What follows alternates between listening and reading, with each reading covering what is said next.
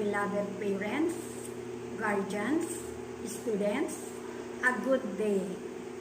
Kumusta na po kayo? For those who doesn't know me yet, I'm Dr. Maria Zinaida D. Clemente, the school directress of St. Clement Academy, saying thank you. Thank you for believing that St. Clement Academy is the best school that can lay the best foundation for your children.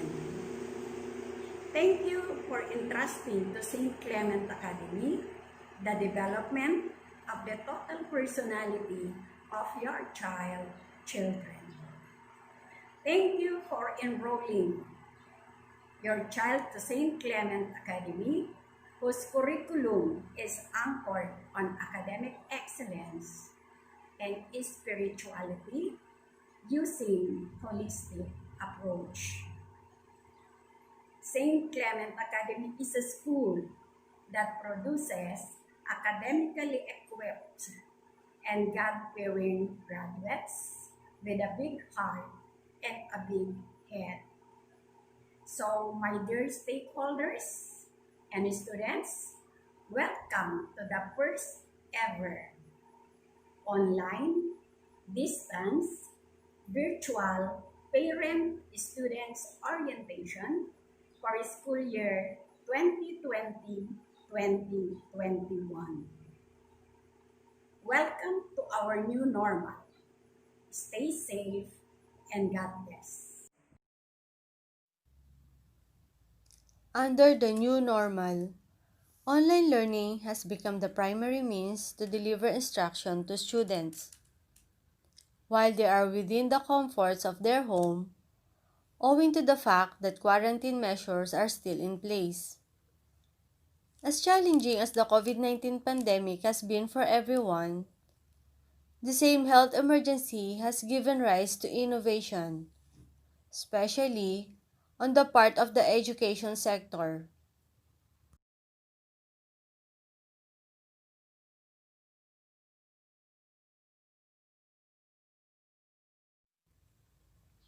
One area which has been brought to the forefront is online learning.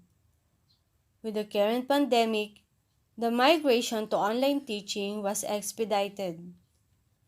As we start school year 2020-2021, we will temporarily depart from the brick and mortar classrooms to virtual classrooms using cyberspace. This school year, all classes will be conducted online until such time that face-to-face classes will be allowed. It will entail some adjustments, but we have no other choice but to thrive under the new normal. This will be an opportunity for all of us to gain new skills and experiences that will be increasingly useful in the future. First, let us review what is meant by online classes. Online learning is education that takes place over the internet. It is often referred to as e-learning among other terms. Online learning is just one type of distance learning, the umbrella term for any learning that takes place across distance and not in a traditional. They are generally conducted through a learning management system and supplemented by other online resources such as Zoom, FB Live, Google Meet, and many others.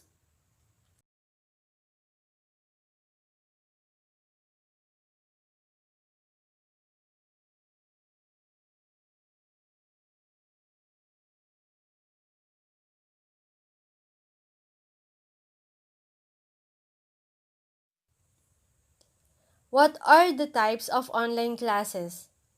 Synchronous learning is online or distance education that happens in real time, whereas asynchronous learning occurs through online channels without real-time interaction.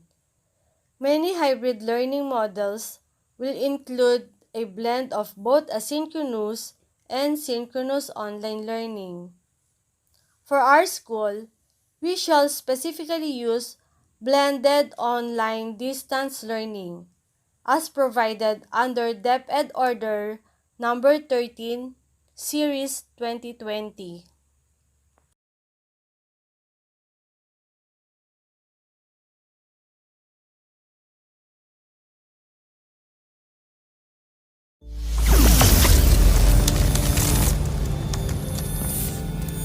Preview. Hello again. Good morning. Today, we're going to discuss one of the very important topic. But before on that, we're going to watch a video.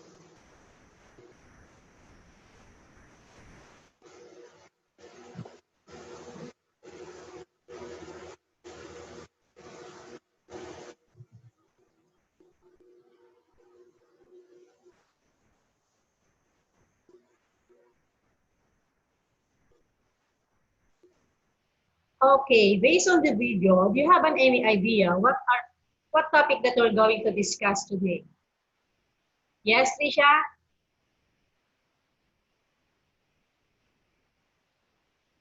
Unmute yourself, Trisha.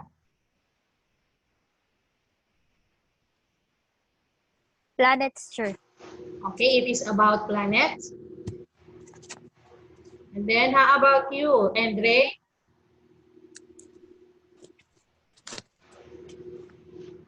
Universe po. It is about universe. Another, how about you, Christine? Unmute yourself, Christine. Earth and life science. Earth and life science. Okay, there's another one. Gabu, do you have an idea?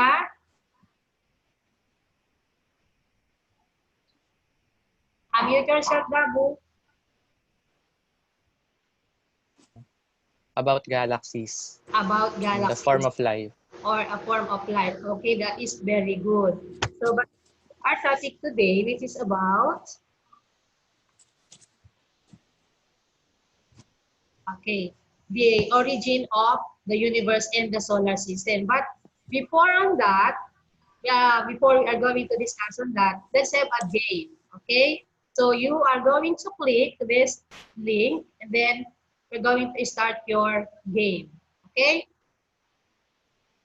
You may start now.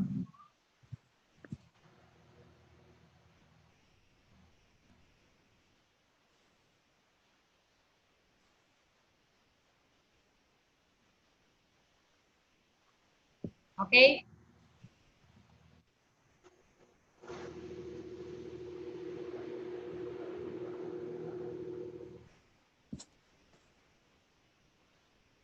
Yes, Christine? Big Bang Theory. Okay, very good. Big Bang Theory. Okay, the next word. How about you, JC?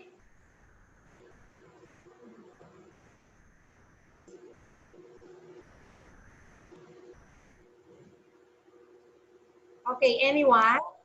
Kaya Yes? ako po. Yes? Hydrogen po. Hydrogen. Very good. Next. Sure. Sure, ako po. Yes? Ako po, sure. Yes, Nika? Hindi. Helium po. Helium. Okay, very good.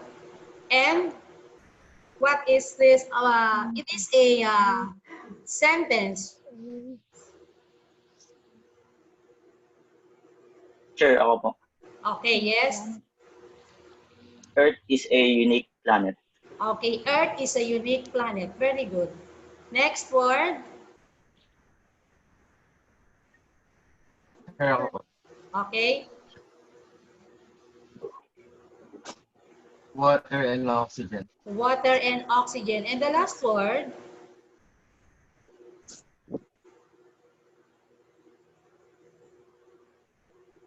Sure ako po. Yes.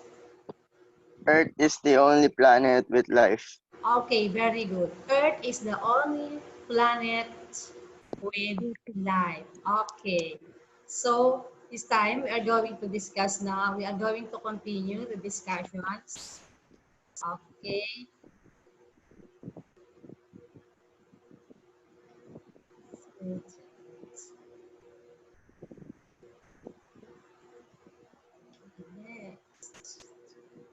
Okay, so based on the video, you have an idea the topic that we're going to discuss now. Now, there is a very common theory about the origin of the universe, and it is about the Big Bang theory.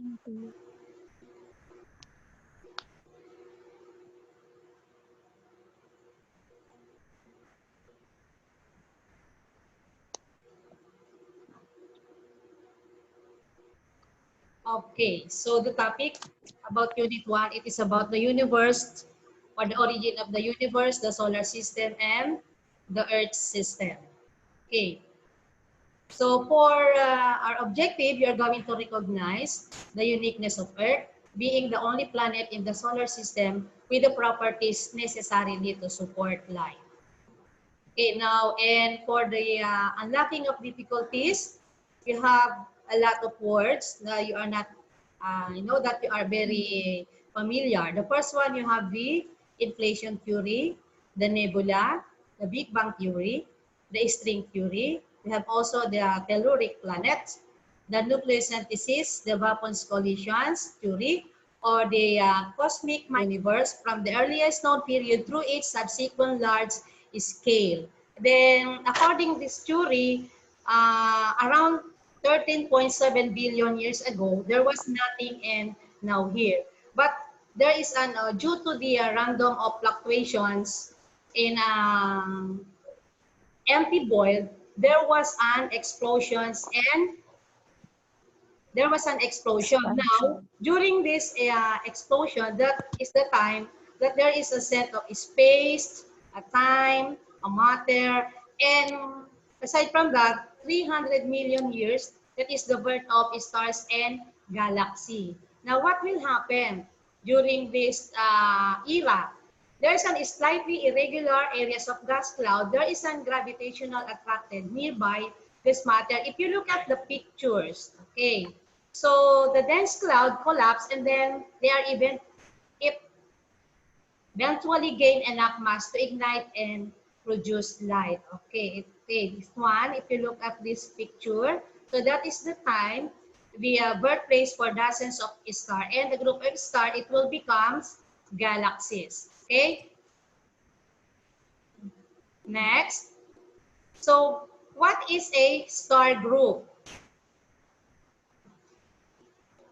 Okay, what is a star group? It is a large group of stars. And then,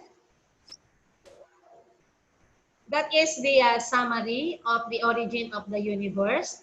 So if you look at this diagram, it will start with the Big Bang, then the inflation theory, the cosmic microwave background, the dark ages, about this theory. And then the inflation theory, there is an energy decay about inflation. And then the string theory, there is an consisting quantum of gravity, or there is an interactions of the string.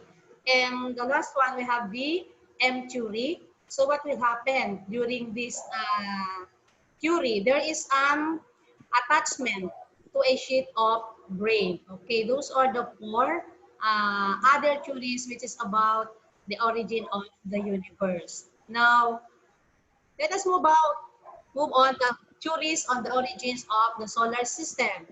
Now there are, the first one, we have the theories about Descartes' vortex theory.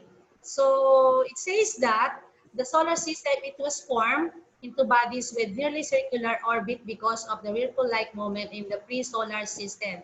Okay, as you look at the picture, okay, so there is a whirlpool-like moment. Okay, next, we have the Bappan's collision theory. It was proposed that the planet were formed by the collision of the sun with the giant comet. If we're talking about the collision, there is an striking with a violent force. Okay. Next, you have the Kant-Laplace nebular theory. It was proposed that the nebular theory, which suggested that the great clouds of gas and dust, they called it an nebula. So A nebula that is began to collapse because of the gravitational pull of gravity. Or they call it an gas planet. Or in other words, those are the outer.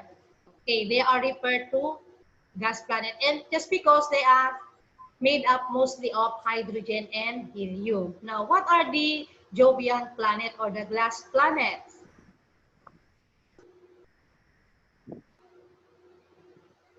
Yes, Kurt?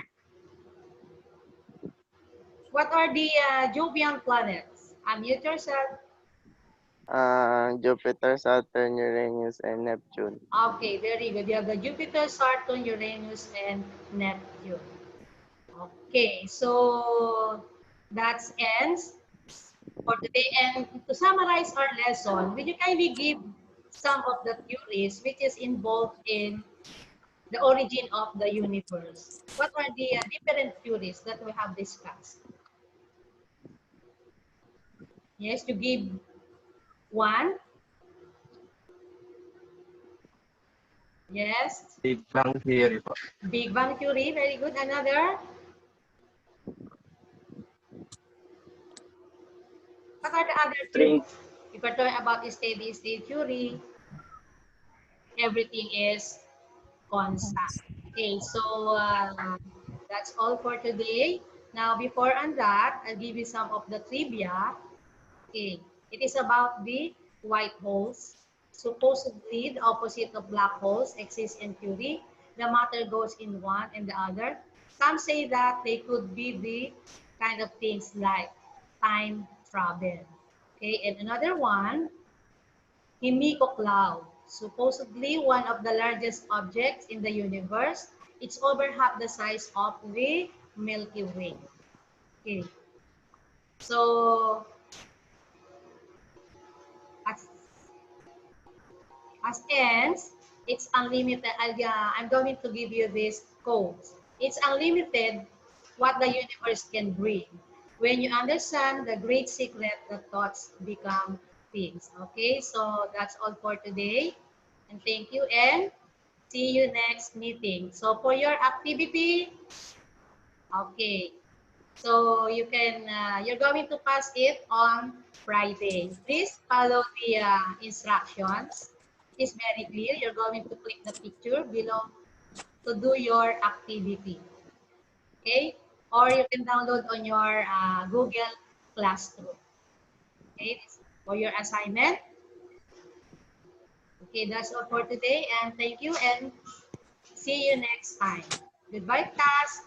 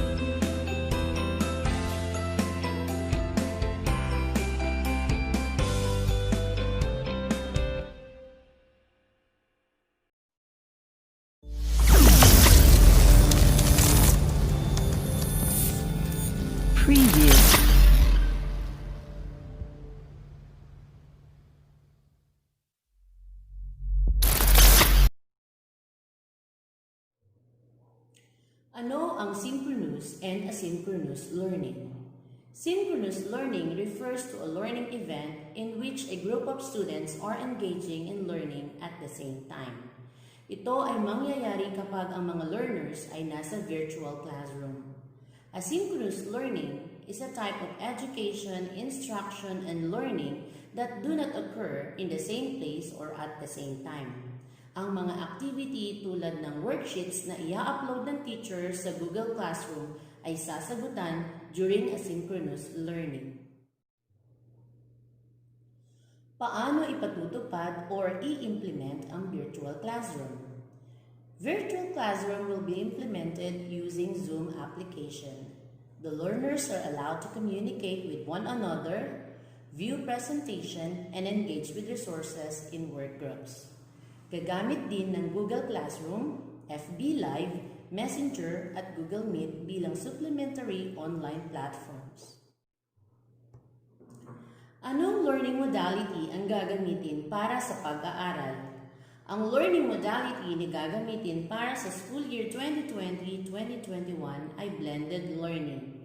Blended learning is defined as a style of education in which learners learn via electronic and online media as well as traditional face-to-face teaching. This modality will transform to technology-based hybrid online distance learning using both synchronous and asynchronous approaches designed to ensure an effective and innovative learning experience. Kung may trabaho ang parents during online sessions, paano gagabayan ang bata sa pag-aaral? For working parents, asynchronous learning is suited for your child. The recorded lesson for the day will be uploaded in their Google Classroom, same as with FB Live in Facebook. Sa pamamagitan nito, maaari ninyong balikan kung anuman ang na-miss ninyong live lesson. Paano kung iisa lang ang laptop na gagamitin kung magkapatid? Bukod sa laptop, maaari din gumamit ng Android phone at desktop. They should also prepare notebooks, ballpen, pencil, whiteboard, marker, and eraser. Gaano kahalaga ang guidance o patnubay ng mga magulang sa pag-aaral ng mga bata? Parents as partner of the school will play an important part regarding the supervision of the students, especially during online sessions. Parents in the preschool and elementary are expected to facilitate the readiness of their child in attending online classes and guide them throughout the sessions to help them organize their class schedule. On the other hand, high school students as independent learners can work on their own with minimal supervision. Ilang oras ang online classes bawat araw at gaano kadalas ang online sessions? Ang online classes bawat subject ay maaaring tumagal mula 40 hanggang 60 minutes every synchronous learning schedule. Preschool pupils will have 1 hour virtual class per day. Elementary pupils will have 2 hours per day. And the junior and senior high school students will have 3 to 4 hours per day.